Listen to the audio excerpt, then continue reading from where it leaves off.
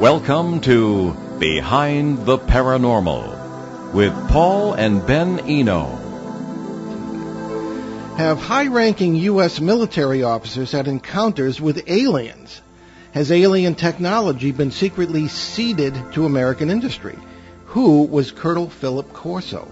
Hello, and welcome to the 882nd edition of Behind the Paranormal with Paul and Ben Eno.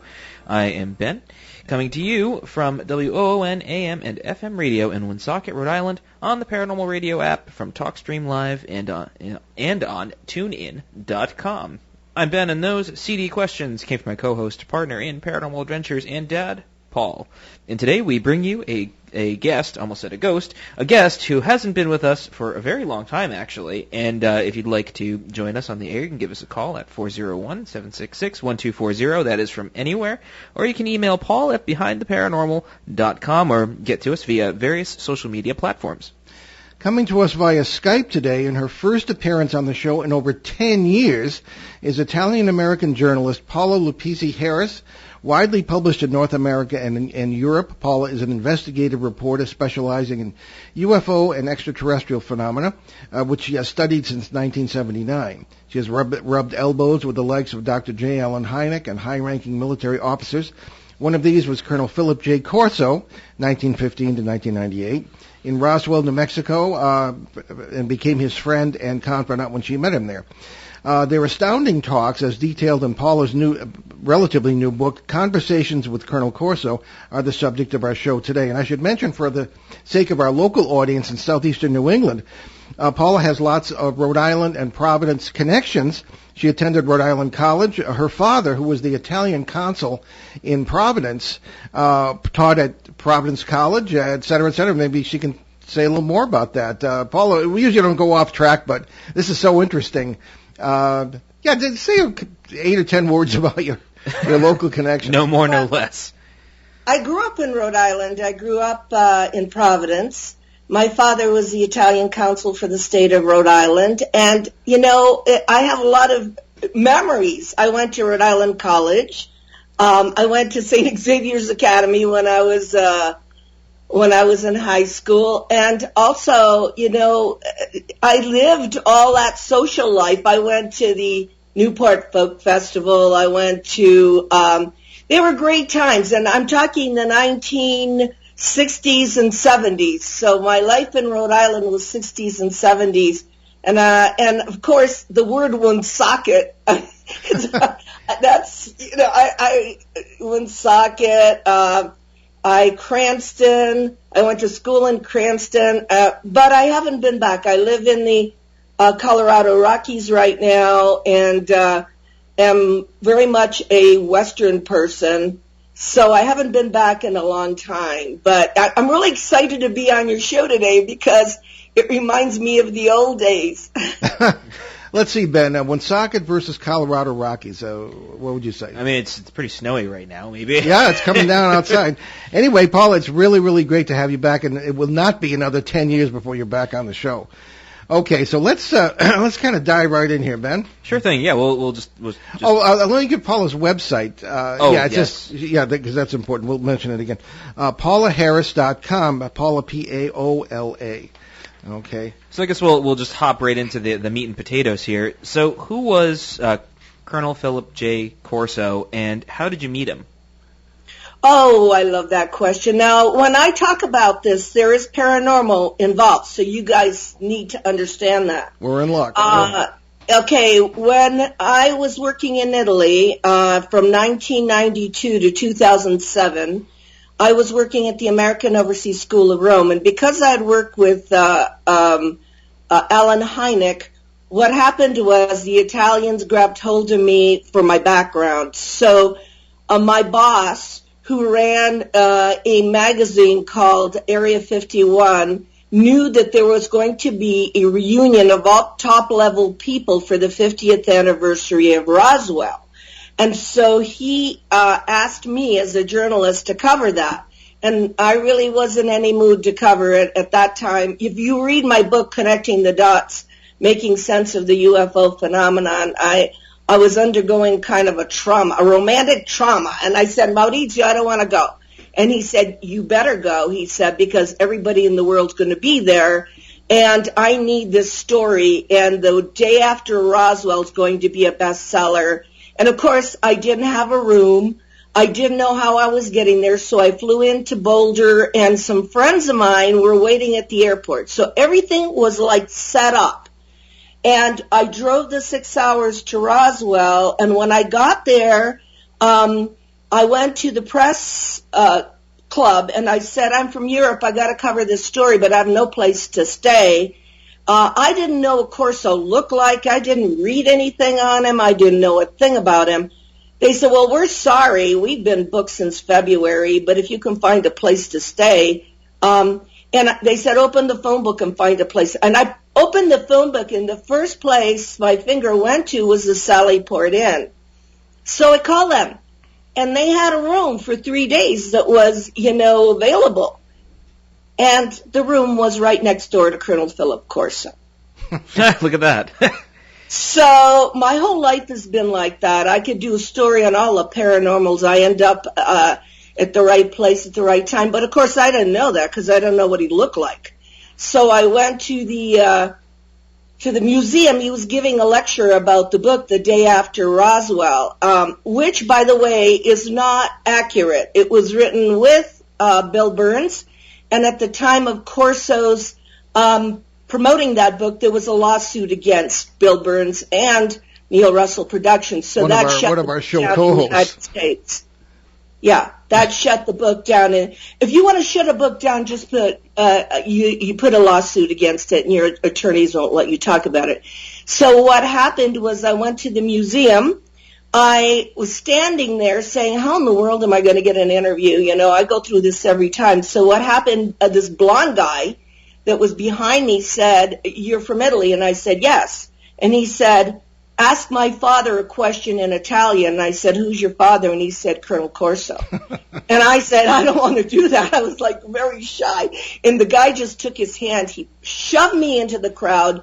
I didn't have a choice. So I asked him in Italian about the Santilli footage. I don't know if you know about the alien autopsy. Yes, we've done shows on that. Yeah. Okay. So I asked him a question about the Santilli footage, and he looked at me and he said, I tend to think there's some veracity to that, because he said one of the things that I had, one of the artifacts was that what it is kind of a lens that the being had over his eye. He said, I had those lenses, and he said we used to walk up and down the corridors of the Pentagon, and we could see at night. So we knew it was a light collector, and we developed night screening devices over that. So, and then he said, I want to speak to you. And he got me in the back room, and he said, I know you. And I said, no, you don't. You don't know anything about me. And he said, I need to speak to you, Paula, he said, about some spinning pillars in the desert. And I thought, how in the world am I going to get to him? Because nobody could get to him. I mean, all the top people were there. John Mack, Bud Hopkins, Linda Howe. I mean, everybody was there. And then I saw him coming out of the room next to me. And he said, I'm going to come to your room tomorrow at 7 o'clock, and I want to talk to you. And that started a relationship until the day he died, a very close relationship. And he asked me to record everything he said, so that I could later on, he said, continue after he was no longer there. And that is the book, Conversations with Colonel Corso, that I have here, which is all based on audio tape. Okay, now if I can just interrupt for a minute. Just to give background to people who may not realize it, we've been referring to The Day After Roswell. That was written by Colonel Corso in 1997, I believe. 1997, and it's the story of amazing story of his being asked to sort of take artifacts from the Roswell crash of 1947, which was reportedly a UFO crash that had resulted in bodies and everything else, and then seed it, as he called it, to American industry little by little. And that is what we're referring to. And his job, one of his jobs in the Pentagon, he had a number of august jobs on his resume. was to sort of work for the foreign technology desk at the Pentagon, and this was certainly foreign technology, as they would call it, and that's what we're referring to when we talk about that. I'm sorry, Paula, go ahead. No, I'm so glad you said that. But this is not just his working at foreign technology. He was given the task by General Trudeau, because there was a bunch of those guys, and the way they said it is the last one alive has to tell the truth. Mm-hmm. And Colonel Corso was the last one alive, and they've been giving him all kinds of reasons why, they went after him because of money. He never made any money while he was alive on this book. Okay, there was a lawsuit. And the reason why I asked Colonel Corso, why did you come forth? This is very dangerous. He said, because of my 3 grandsons. And I got to meet the 3 grandsons because we brought them to Italy. But he thought the world should know that, and this is just Army. Remember, this is just Army. The Army Air Force, they split in 1940, I think it was 1947. 7 or 8, yeah. Or 48. And he said the Army had this. He said, and we would get contracts. Because when I say that is I'm working on another story where the Air Force had it too. Mm-hmm. And so when you go to ask for money for appropriations, there is a competition for government contracts. So he was doing it for the competitive edge of the Army. So that resulted in fiber optics, high tenacity fibers, the microchip, and of course the night screening devices that he would talk about. When I got him alone, he talked about implants and other things that he knew about at that time. He also had contact in White Sands. And when he was in the room next to me, and he asked me if he could come and see me, he gave me a contact story that was so incredible. It's in my book. The one at White Sands, yeah. The one at White Sands. And being a journalist that wanted to be credible, I didn't want to print it. I know the feeling. Want the story. I said, they're going to think you're crazy. Please, don't make me print this. I said, let me stay with just your job. And also, because we invited him to Italy, I was able to walk him up and down the streets of Italy because he was the head of the CIC. He was the head of intelligence in Italy in 1945. He was the head of intelligence at 28 years old. So I made him take me to where he was housed. I made him take me to his office. He had strange things, and this is where the paranormal, we'll have another conversation, Paul, about the paranormal, because he brought me to a street in Italy where a guy dressed in Renaissance outfit jumped out from a doorway and almost stabbed him, and he shot this guy, and the guy was physical. And I couldn't believe it. I was standing there. Then I began to question my reality totally. Yeah. He wasn't lying about anything. He brought me to where they used to eat, where the military used to go. And so I have to, even in all my work, I have to readjust my thinking. And I'm ashamed that I didn't want to print that contact story, but I really wanted the man to have credibility, and I just wanted to talk about back engineering. Okay. There are a couple of paths I want to take here. One is just to mention that, I was in the military too, nowhere near the rank or jobs that Colonel Corso had, and certainly a much lower clearance. But when you have a clearance at all, it's made clear to you that, first of all, you have no access to information that you don't actually need to have. It's need to know only. Now, in his position, he would have needed to know many things, particularly if he was heading programs, things of that kind.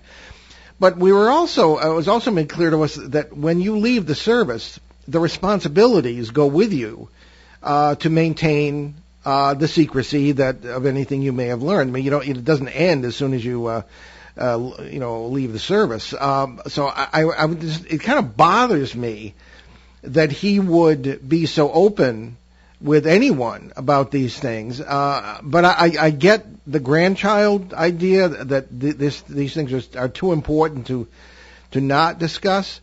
Now, did he at any point, excuse me, in your book you mentioned some of this, that at any point that you should not write about some of this stuff until after he was gone. Is that not correct? No, he never told me he not never to. Did. Okay. I decided it. Oh, okay. A lot of times when I'm dealing with whistleblowers, and I know a lot of them, they tell me things that I know are useless. In other words, the common person would not need to know it. Procedures and so forth. And I use my discretion. So with Colonel Corso, he told me everything. But I've also was warned when I moved back to the United States in 2007 not to talk about him.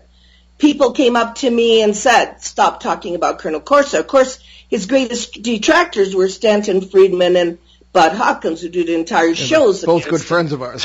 Yeah, well, I know that there are a lot of controversies in there. I know. Well, yeah. I suffered a lot over that. Yeah. Because I loved Colonel Corso and his family. We had brought over his daughter-in-law and the 3 boys. And he came twice to Europe. And I took them on tour, so. But let me tell you that I don't think he died a natural death either. I think he took his life in his hands. And I think that what Stephen Greer calls went off the reservation. So any of the whistleblowers that are out there need to be very careful. Yeah, I thought the same thing when he died in 1998, a year after the book came out. That was suspicious to me, despite his age. I don't want to go into it. Okay, no, that's fine. Yeah. I cried my eyes out like crazy, like I was telling you Clifford Stone isn't well right now either. And I published his book, Eyes Only, and he did crash retrievals. And every time one of these guys passes, I suffer tremendously because I have a personal relationship with them. Mm-hmm. And they count on me. I will be the voice of these people after they're not there because they are the original source. We're not dealing with, hypothetical stuff. These are the original heroes. I don't know if you know this, but I gave the address at Paul Hellyer, former Defense Minister of Canada's 90th birthday. Yeah, we know him too, yeah. Yeah. He's been on the show. I show up there and he says, Paula, everybody's laughing at me, he said, but you get up there and you give a 5-minute speech about what we know. And I thought I wasn't ready. Nobody told me that. Nobody said anything. So here, he takes a spoon and goes on the glass. He says, Paula Harris is now going to. And I looked at all those ministers who are now like 90, 95, and I said, what am I going to say? And I said, you're laughing at UFOs. I said, but what's funny about them?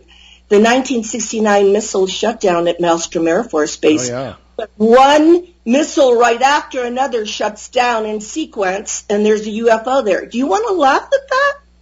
And then I said, and then I just had interviewed Jean-Charles Dubuc, who was Air France.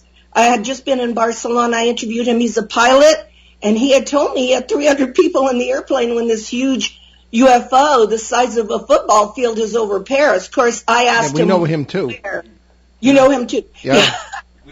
we get around, yeah.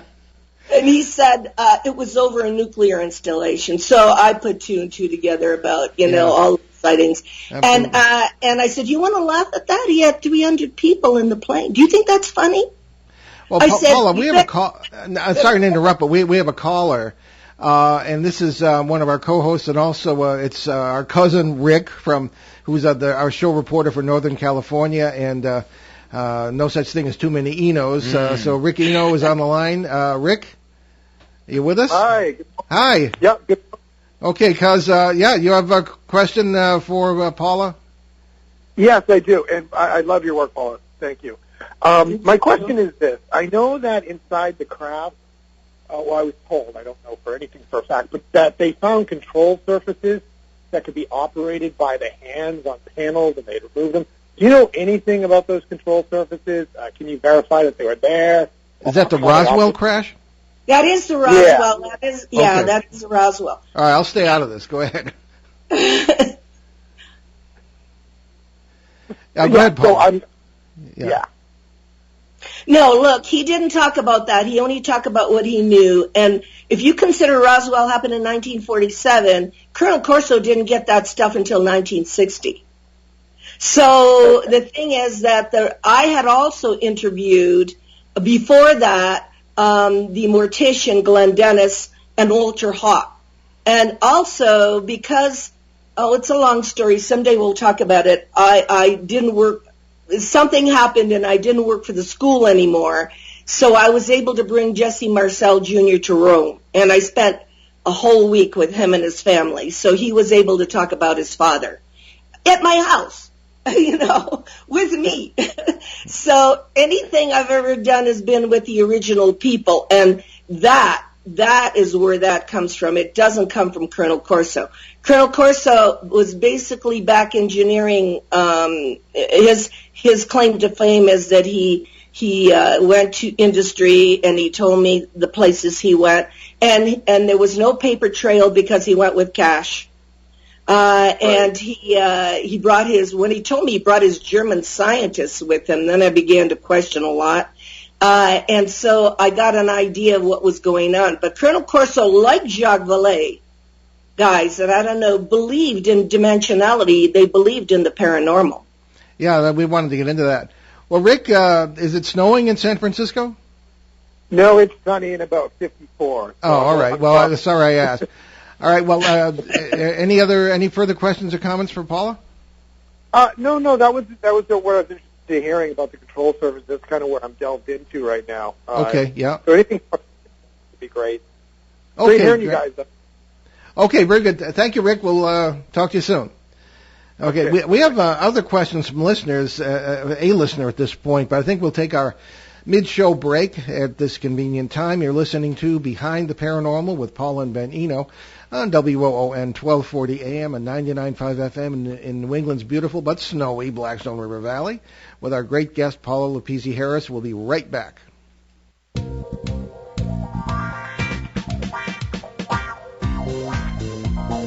The night is alive. Join us and take a walk on the weird side when you tune in to The Kingdom of Nye, hosted by Heather Wade, the finest in late-night talk. Listen live free weeknights starting at 9 p.m. Pacific Time at thekingdomofnye.com, talkstreamlive.com, and the Paranormal Radio app. Wanna take a ride? We're local and live at 99.5 FM, ON, AM, and FM. Okay, and welcome back, Behind the Paranormal. Let's continue our conversation with Paola Leopizzi Harris, and we have, Paula, a question from a very loyal listener, Peter. That even makes him sound more like a dog than faithful. Peter in Bogota, Colombia, who is a very, very good questioner and sends in. So we sort of consider him sort of an honorary guest co-host. Anyway, what if we go with Pen Pal Peter? Pen Pal Peter. Okay. There we go. Then we can have the alliterations that we like. Indeed. And it doesn't sound as demeaning. So Peter writes to us. Were there any important details that were changed between what Colonel Corso intended to write and the published version of his 1997 book, The Day After Roswell? First of all, I want to say hi to Peter because I've been to Bogota, Colombia. Tell Peter that I spoke at Tabio. Oh. Tabio is a very mystical place. It's in the mountains in Colombia. And I love Latin America. All my work is now only in Latin America. Because, forgive me for saying this, but a lot of the American ufology has turned into a kind of Disneyland entertainment that I can't deal with anymore. Yeah, we hear that. So a lot of my work, and we could do another show on this, is in Latin America. Interesting, yes. Yes, Peter. Yes, of course. The original manuscript, which I have, is not like the book. And Colonel Corso was never at Roswell. He was at Fort Riley, Kansas in 1947 when he saw a body in a transport go through. Mm-hmm. And that brings up a lot of things. I don't think there was just one crash. And I'm not sure which body he saw. But he didn't remember. He didn't get the artifacts until 1960, the Kennedy administration, during the 1960s. And so I had a long conversation about him. He wrote, about this period of time. He wrote 3 books. The Man Who Saved Rome, about the inception of the CIA and his feelings about that. The Day After Dallas, which will never come out because it's about the Kennedy assassination. In fact, he was also on the Warren Commission. This was an incredible man. I don't even know what happened, how I met him, because I began to put together, connect the dots in a way I had never done before, because I got it from the source, which is the secret to field research. You got to go to the source. So, yeah, there was a lot of inconsistencies, but they were done on purpose. So the 2 researchers that I named could tear apart the book, and that's how it works. That is how it works. That's how it works. The real stuff is in there. Then they go after the stuff they think is not real, and they throw out the baby with the bathwater. Until his documents came out, which is, proof that he was head of the Foreign Technology Division and the intelligence in Rome, because they didn't even believe that. People took him lightly, and I'm going to say something, Paul, that may not be popular, but it's our own researchers that debunk our own researchers. And Colonel Corso used to say to me, we in the government don't have to worry about you guys because the infighting is so bad that we don't have to put in disinformation. You do it to yourselves. No, that's for sure. That's accurate. So true. Yeah, they told me that. Yeah. It's funny that you actually brought up the Day After Dallas. I'm going to skip Peter's second question and then go to that because it correlates. It's more than likely you probably can't answer the question, so if you can't, just say it. So he writes, lastly, in Corso's unpublished manuscript, The Day After Dallas, who specifically is identified as the ultimate mastermind behind the assassination of President JFK? As a child at the time, I have always been haunted by that question. Well, I asked him about that. I shouldn't have, but I did. And he told me, I'm not telling you, Paula, because it's so, I think he said it was so dirty or it was so bad that I didn't need to know. So thank God he didn't tell me, because I don't. Yeah. I guess that's a fair answer to the question, and I guess Peter's last question. Well, I wanted to say you heard it first on this show. Yeah, you heard it first. Another not answer. So Peter's last question: did Corso have any special information about alien abductions, or was that out of the realm of his focus? Yes, he did. He had information on implants, but he didn't call it abductions, and I don't either, and neither does Jacques Valet and those guys. We call it contact because it's the interpretation that brings it into abductions. You don't know what really is going on there, and it was more a contact stuff, and he was very interested in that, and he didn't consider it a hostile situation. And then he said, I remember, but I can even send you the clip because I have it, because we filmed it in Italy. Everything that Corso did came out of Italy. He said, it would be stupid to even imagine a space war with these cultures, he said, because it would be like lobbing cannons or shooting cannons at a very advanced situation.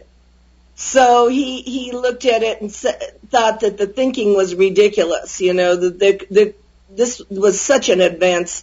These were such advanced civilizations that you'd be just throwing cannons at them. It would be. And then someday I'd like to talk about Cliff Stone, because he told me the details of the crash retrievals, and he mentioned that when they did shoot, that the bullets would stay in the air. And so it gets really tricky. We're talking really tricky dimensional phenomena here. Well, that was what I wanted to get into too. Now, just as a bit of background, we mentioned the name of Jacques Valet, who was a French computer expert. Now he lives in this country. He's getting along in years, but he was, I think, probably the original person who sort of put together the notion of what we call the multiverse explanation for paranormal phenomena. Interdimensional is I guess amounts to the same thing, although technically it isn't. But he was really, and I was kind of arriving at that in the 1970s before I'd even heard of Jacques Valet, and then I discovered his work and said, "Holy mackerel! This is what." The same thing that I've been seeing in paranormal work, and then Ben grew up with the idea, so he can't help it. Yeah, I've been indoctrinated into it. Yeah. So Jacques Valet, that's who that is, and I just think that it's from your book, Paula. Colonel Corso accepted that idea. John Keel called it the window area idea too, Or thin places. Thin places. It all seems to have been accepted by Colonel Corso, and by extension, I would think other people in the military. And is that true? And if so, is that the reason why we are always running into the military or something that looks like the military when we investigate flap areas, as we call them, which is the same thing? I know it's a two-sided question. Well, I started with flap stuff. I started with Hynek. He used to call me and tell me to put pins in maps. Boy, have I come a long way since then. He'd be on the phone. There's a flap over Indiana. Start putting pins in this city. Let me just tell people, if you want disclosure, I don't believe in disclosure, so I'll tell you that. I don't think the government is ever going to talk about what they have, what they've done. Yep. And it's not the government, because it's not the government. It's the micromanagers of the phenomena, and that is global. It's global. It's not the United States government only. There's micromanagers having to do with industry, and they're not going to talk. Why would they? Absolutely. They have no reason. They don't care.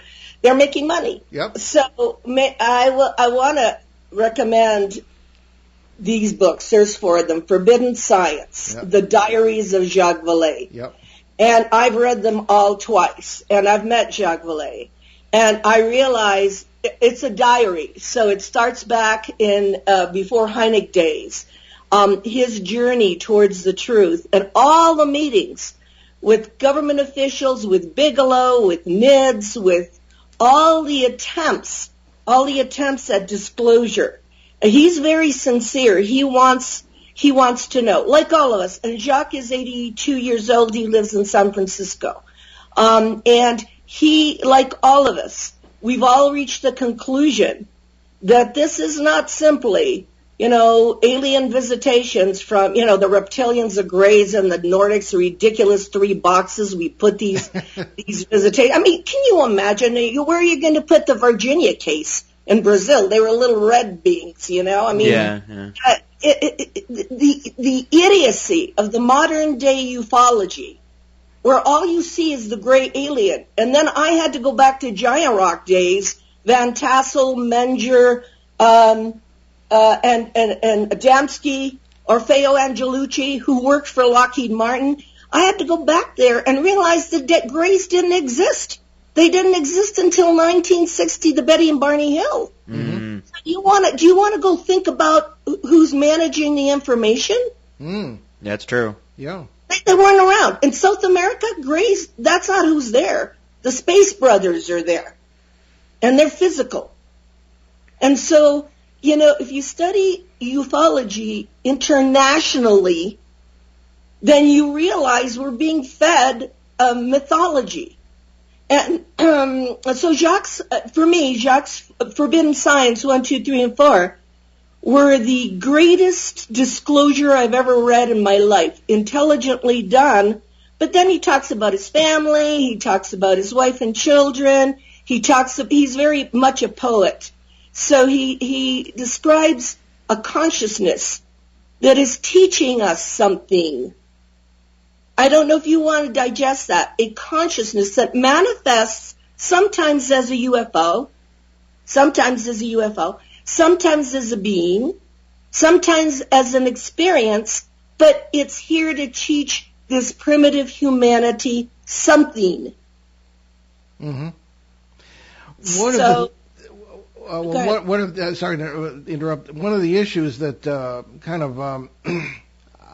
we're always thinking of is people are always throwing around the term advanced, whether they're talking about craft or whatever the technology is or the people involved or the beings involved or whatever is going on. And I said, well, you know, what was the most advanced culture on Earth or the most advanced country on Earth in the sense of technology in the 1930s? It was Nazi Germany. How'd that work out? You know, I would much rather be dealing with a culture or cultures that are advanced spiritually and morally than ones who have the best gadgets. That's just a thought. Yeah, we're on the same page. We're on the same page. But he's on the same page, too. But you have to be able to discern. And how can you discern if you're ignorant? And you get what's being fed to you. You know, you can't just sit there and get what's being fed to you because it's mythology. I mean, people ask me the craziest questions, and I always say, do you read anything? And they'll go, no, we go on YouTube, and we see it all there. And I go, YouTube? I said, will you start reading some books? I mean, I have a library of over 300 books, and I'm going to jump in right now with something, too. I had asked you if I could talk about one of your favorite people. Sure. That has been your co-host, and that's Steve LaPlume. Mm-hmm. And I asked that because I kind of encouraged him to write a book. Yep. Yeah, he told us I was going to edit it, and he told us how much you helped him. Well, it was an accident again. I mean, that was not planned. I mean, he, by mistake, he had contacted me in 2004 when I was living in Italy, so I kind of kept track of him every 4 years because I don't even know why he called. But in this COVID time, I had time. I mean, it was the timing that was right. I had time. I couldn't go anywhere. I was frustrated. I couldn't travel. I would have been in South America with your friend Peter. Yeah. Okay. So he basically told me about this manuscript, and I had the time to help. But would people read the first-hand accounts of what goes on? And Steve ended up being amazing because Steve's a natural writer. Since I used to teach American literature, he has the same style of J.D. Salinger, Catcher in the Rye, and because he has an amazing memory. You find that these guys that have contact have amazing memories. In other words, they're chosen for some reason to remember the events because it not only affects them, it affects everybody who talks to them. And his book, From Rendlesham to Redemption, that came out is, like I did with Clifford Stone, is I'm helping the world go to the source.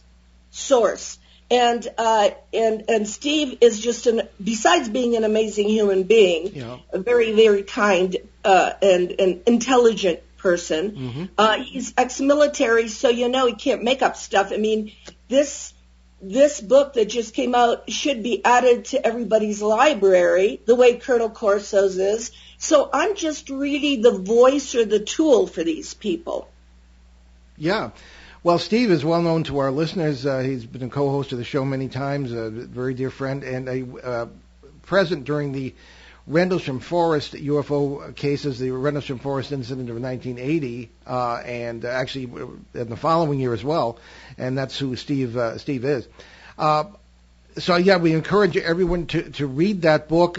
We have a link to it on our own show website as well. So Paula, in our last few minutes here, let's talk about your website, where people can find out more, and your other books before we get to any more questions. All right, my website, I'm Italian, so it's www.paola, Paola Harris.com. But I also put on a conference once a year in Laughlin, Nevada, and bring over foreigners. I'm the one that brought over Ricardo Gonzalez, Sisto Paz. These are contactees from South America. This year I'm bringing Egon Kregel, who's a rock star from Paris, who's a contactee, but has written 5 UFO books. So my company that does that is StarWorksUSA.com. Go on to StarWorksUSA.com. And it's my job anymore to bring over people from other countries so that the American public can get a 360-degree picture of what's going on. And can I add one thing, Paul? Sure. January of this year, there was a flap. And I'm going to be talking in Los Angeles about it, and I have all the film footage from Germany, Italy, and of course, just recently, Demi Lovato has contacted me.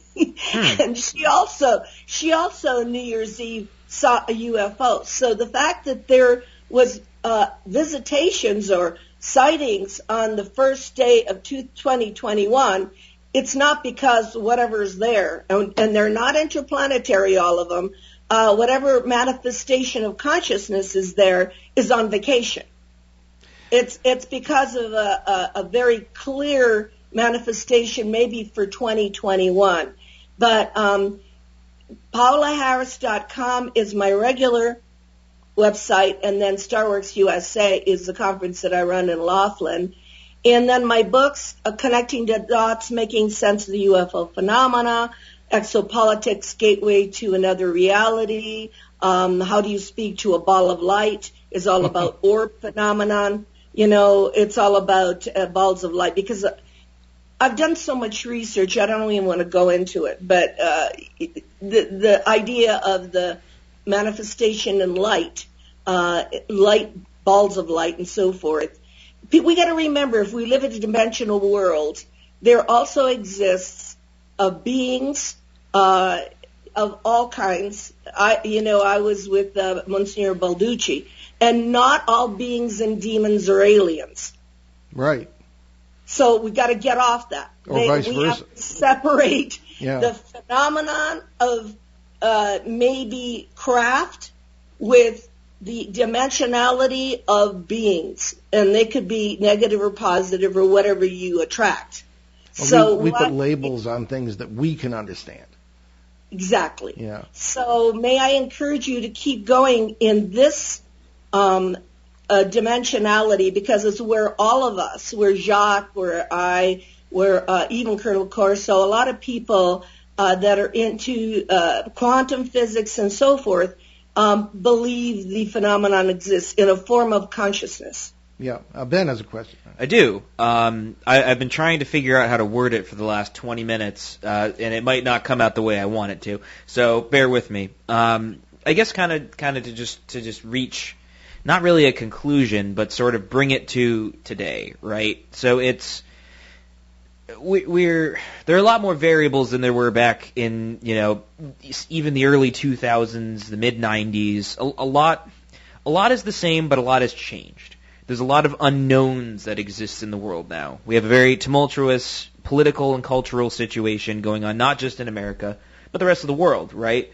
It's there's a lot of spooky things happening, and a part of me wonders if any of this is, the military is very, very vast. There are many different hands and arms and minds working on many different things at the same time, and I think it's very easy as a simple civilian to think, well, they're all focusing on this, they're all focusing on that, and and as an ignorant civilian, I know nothing about how it all works. So, with Colonel Corso's legacy in mind, is his work still being carried out? Is this still a priority of the military, the government? Is this still something that we're dealing with now? Has it changed, or do you know? Wow. So I don't even know where to start with. I told you. That's why I've been trying to figure out how to narrow it down, and I did not do a good job. Okay. Let's put it this way. The disclosures that are coming out right now have an agenda. Yep. Mm-hmm. They're coming out of the current New York Times stuff. The agenda is, I'm very close with Carol Rosin, so I can only say it this way. If you watched the Stephen Greer Disclosure Project, Carol Rosin said that she worked with Werner von Braun. Adamski wrote a book, and he said, look, we could change the timeline. If we had spent the time and money going into outer space, we would have met our cousins by now. And we didn't, not even with the space program. This planet runs on war and reconstruction. And so anything that is coming out here is going to have some kind of financial attachment to appropriations for some kind of war. And if you run out of an enemy, like Carol said, like Werner von Braun said, the only other enemy that you can have is going to be a space war or a space enemy or a false flag or an alien invasion, which should have happened years ago but never happened. What was it George Orwell said? War is peace, war is peace or something? No, war is appropriations. In other words, what's coming out now is what I used, actually, Paul Hellyer, is the national security ticket. It's, we better get together money for exotic weapons, because if the aliens come and they invade us, and they do exist now because we told you they exist through military film footage, we got to get the appropriations to be able to get these weapons to fight them. This is what the planet thinks. This is how the planet thinks, unless you can go into more, and that's why I'm in Latin America so much, more of an esoteric thinking. First, logically, if we were going to have an alien invasion, they would have done it a long time ago. And secondly, why aren't we thinking that maybe all this is, and it's just like what happened with Steve LaPlume. All that was to get his attention. So when these things, and I don't know what they are, get your attention, your life changes. So you could go either way. You could be fear-based if you put it in the fear-based box, or you could be illuminated if you put it in there's something out there that we don't understand that could be greater than us, and maybe humanity has a greater potential. And they're just saying, here we are. Well, it's refreshing to hear someone have a similar take to disclosure that we have. Mm. We speak at UFO conferences, not any of the major ones, but in the Northeast here, we're well known for that. And we're on panels at the end, and the disclosure inevitably comes up. And we used to have the likes of our dear friend, the late Rosemary Ellen Guiley, with us on the panel. For example, someone whom we loved dearly, but we didn't agree on anything except what day of the week it was. Mm. And she would speak learnedly about disclosure, and then someone else would, Linda Zimmerman maybe, and then I would say, well, I'm sorry, I don't believe any of that. Let's have a show of hands. Who believes what the government says? And the whole audience kind of groans. And we have a very similar approach to what you just said so well, Paula. So disclosure, I mean, it'll have an agenda. It'll be incomplete. It'll be inaccurate, and it'll be agenda. And people think the government is some kind of huge monolith. It's not. I mean, the military services, as Ben pointed out, are in competition. Who has this? Who has that? Nobody talks to anybody, and it's really rather a mess. It's like a very, very dysfunctional workplace. Yes, something like that for sure. Well, you shouldn't really look there for your answers. And as a teacher, an ex-English teacher, would you guys read? I was going to say your books too. I mean, the books that are out there from the source material, Alan Hynek's book, Jacques Valet's diaries have every meeting that was ever, the Rockefeller meetings, the NIDS meetings. Mm-hmm. But people stop just using YouTube as their source of information, because that is tainted with an agenda. Sure. Mm.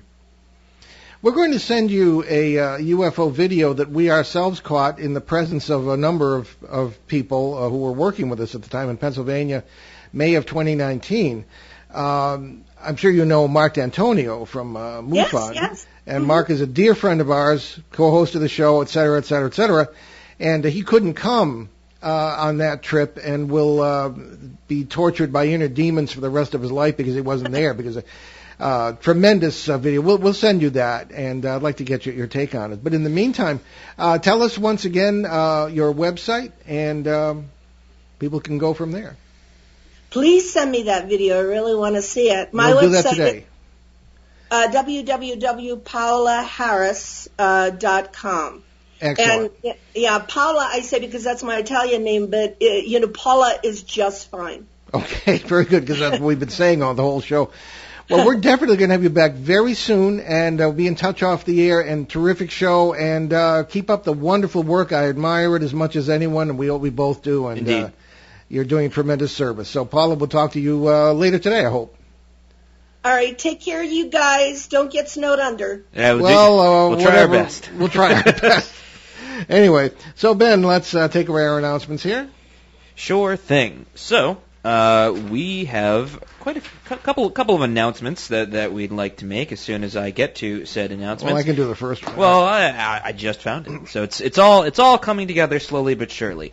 Plans are still on for an in-person New England Parafest on April 10th and 11th in Kittery, Maine. We plan to be there both days, but we will do a live broadcast of the show from there on Sunday at noon. Then we're scheduled to speak that afternoon at 3:15. Other speakers will include Shane Searway, Andy Kitt, Dennis Stone, Nomar Slevic, the Connecticut Paranormal Research Team, Kristen Evans, Dave McCullough, Lynn Nickerson, and Tom D'Agostino. And you can check that out on Facebook. That's New England Parafest 2021. And we're working hard on our new book, Behind the Paranormal, 3 Uneasy Skies. That'll actually be our first specifically UFO book. Also contributing will be our colleagues Shane Searway, Alexander Petikoff, and Valerie Lofaso, someone you'll be hearing more about soon. The book will also contain the best of our interviews over the years with the great researchers in the UFO field, and including, she doesn't know it yet, Paula here. I hope will be able to get her permission to use this interview in the book, as well as some of our own experiences. Look for the book release toward the end of this year. And you can check out our current books, along with those of our other co-hosts at our show website, BehindTheParanormal.com, where you can also find out more about the show, our many cases over the years, our public appearances, and how to book us, along with some of our 900-plus free recorded shows from our 12-plus years on the air, including our 4.5-year run on CBS Radio, along with special shows and podcasts. Now, in June, we're going to be having our 900th broadcast. Believe it or not. So we're looking for ideas. We're going to have a couple of special surprises, and we'd like to hear from listeners about anything special you'd like to do to commemorate that. With the state of the world, who knows if there'll be a 1,000th show, or so we're going to whoop it up in June for the... Hey, we have a goal. That's right, yep. And we'll see if we can make it. So we've reloaded most of our recorded shows back to 2009. We're working on 2008 as well on BehindTheParanormal.com in the archives, and most of them are also available YouTube, iTunes, Apple Podcasts, etc. And links also to several charities we've adopted on the show: USA Cares, Canadian Veterans Advocacy, Helping Haiti's Orphans. And we know the people who run these charities, so please support them. And again, the link is on BehindTheParanormal.com. So what do we have next week, Ben? Well, next week, that's February 14th, Valentine's Day, coincidentally, our esteemed colleague and globe-trotting filmmaker, Alexander Petikoff, will return to talk of his adventures in making the new TV series, Chasing Legends. Well, loves and kisses to that. We leave you today with a thought from none other than Alexander Graham Bell, inventor of that ubiquitous device with which we all have a love-hate relationship, the telephone. When one door closes, another door opens. But we often look so long and so regretfully upon the closed door that we do not see the one which has opened for us. Unquote. I'm Paul Eno. And I'm Ben Eno. And thank you for joining us on this wild ride and our great cosmic journey. And we shall see you next time on Behind the Paranormal. Return to this radio frequency 167 hours from now for another edition of Behind the Paranormal with Paul and Ben Eno.